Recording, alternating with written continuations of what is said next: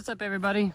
Yes, I am indeed wearing the same clothes I wore yesterday because I'm working. I worked in them and then I'm working again today. So here's what we got. This is a really wet spot.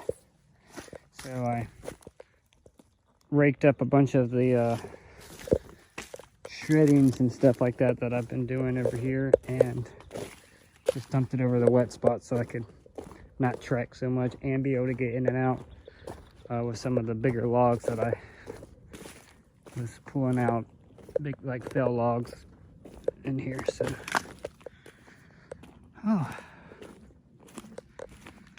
it's so crazy. All of this was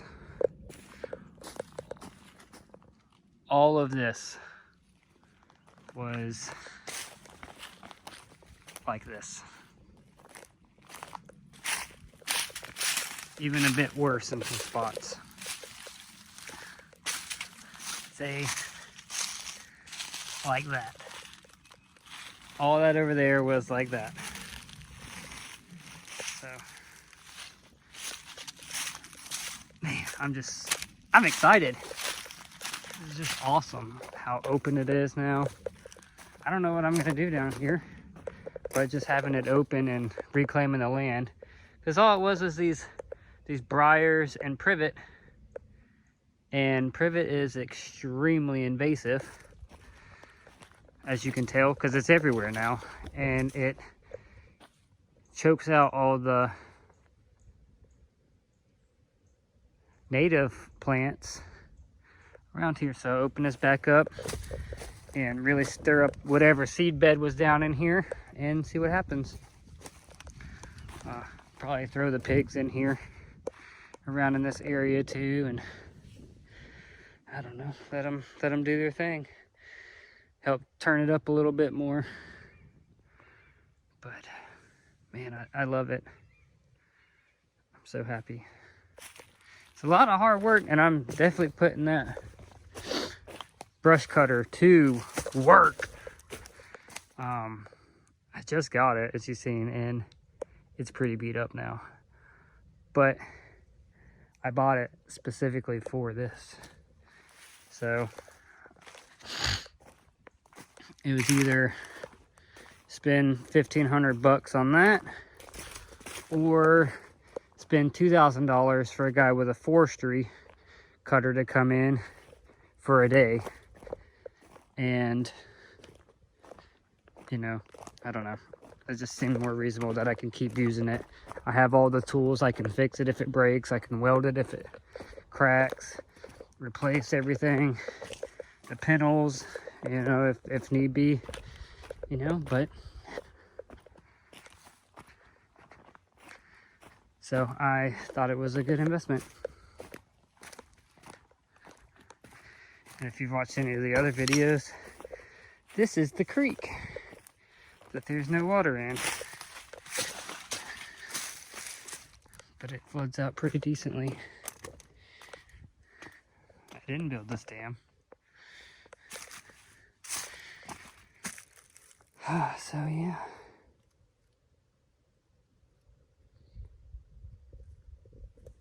It's awesome. Somehow I gotta figure out how.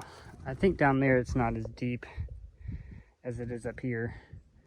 That way I can cross over and start working in this area too. Luckily this isn't so bad with the privet and stuff.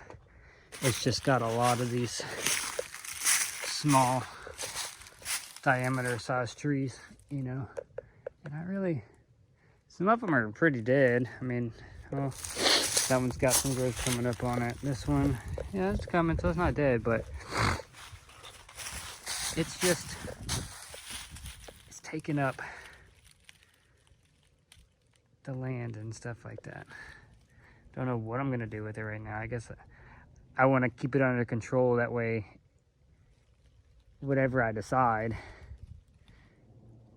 I'm gonna be okay with. I'm like, oh, let it go back to forest, and well, I just let it go back to forest after that. But I don't know. I don't think so. I'm gonna try and utilize all the land that I got.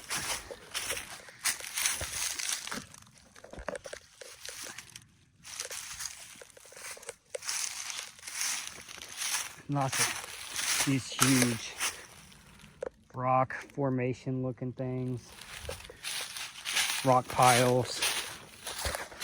Like that. I don't understand it. I don't know what the value is for why they're like that. But, ow. But look at this. And you can see the house better. And then, just like I said, the water vines, the brambles, stickers. I don't know what you call them stupid things. But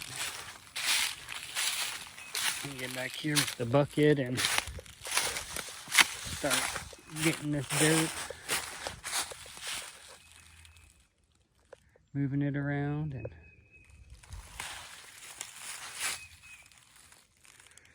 come back here and try and cut the property line out so I can put a fence up. And I know where some of the things are, but also I want to get it resurveyed, but it's extremely expensive because they have to try and trek through all that and look for pins. And this particular side has, like, I don't know, 11 pins or something like that. But they have these posts up in this old barbed wire fence, and I say don't go off of old fencing for your property lines. And I'm not, but I did find a pin that's down here that seemed reasonable with it, so I just marked it as in when I can see, I'm like, hey, this is probably my property line here. That way I don't really go past it, trek past it. But, yeah.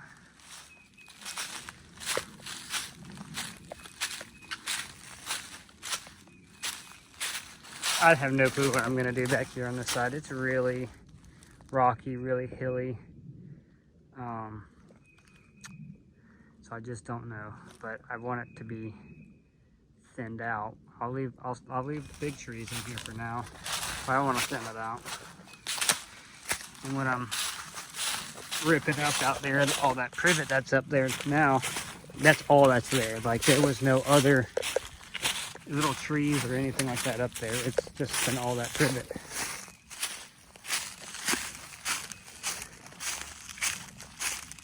And the creek open, so it's gonna be good. I gotta go get more fuel. That's why I'm not out here. And I don't have a tripod to set my phone up and do it. I got my GoPro, but my batteries are crap. I need to figure all that out so you guys can see it in action. Because that thing is just killing it. It's doing so good. It's chopping up everything. But I am putting it to where probably they don't recommend doing it, because I don't know, they say I think that rotor cutter is like an inch. And I'm taking out privet like that. I mean, I'm trying to be easy with it. What I'm doing is I'm taking the grapple on the front and pushing it over, and then I'm backing up into it and just gradually chewing it down. So, I mean, it's not taking the full 4 inches, 6 inches of force to it. It's, you know, shaving it down and breaking it and cutting it from there. Oh, sycamore and tulip poplar, I bet. I think that's a tulip poplar. I mean, I got a lot of big trees. Some red buds are poking out there. Got big oaks, more sycamore. I got some shagbark, hickory, a couple of them around here, not too prominent. I think what's really prominent around here is oak, probably white oak.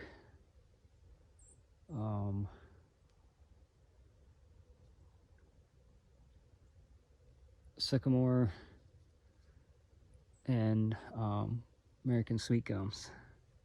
A lot of sweet gums, and obviously privet, and some red buds. But I don't know how much light is gonna be, sunlight's gonna be able to make. Here, yes, it's gonna come down here just nicely because it's all cleared out. Not too many trees around. That tree right there is probably gonna create shade down here. I'm also just trying to figure out what and where I want to put my all my fruit plants too. I don't know what I want to do. It's right here by this. I don't want it to flood outside. This little creek thing here, water was all through here, but it's a lot of the leaves were damming everything up, so it backed all the water up out here. So, but just look at that nastiness. It's like privet with these thorns through it. I hate it. I hate it. I hate it. But I love this. This is just shows like your hard work that you put into it, and you just get so happy. I do anyway. It's not instant, but you can see progress better and feel better, and it just keeps me going. So I think that's about it. I'm gonna run up to the house and probably get something to eat.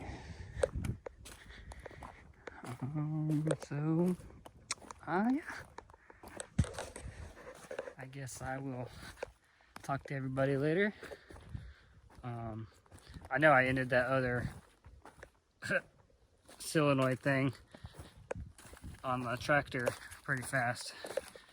I didn't ever come back, but I got the grapple on. I had to wait to get some different connectors to hook up the grapple, the ag couplings. So, whew. But we'll get back into it. I'll make the videos. Show us some action with the grapple. I got a, I think I showed that to the stump remover with the grapple. And put that thing in action. I ordered another set of fittings. Look. Broke my shear bolt. But that's what it's there for, right? So, I ordered a couple more fittings. They should be here tomorrow, a set of them, so I can put them on that grapple. It's a stump bucket grapple, and be able to go from there. So that's about it. The Jeep, gotta work on that. It's been sick for a while. Holy buckets. I gotta go get the basket for these. Alright. I'm gonna wrap it up now. Thanks again for watching. And catch up with you later.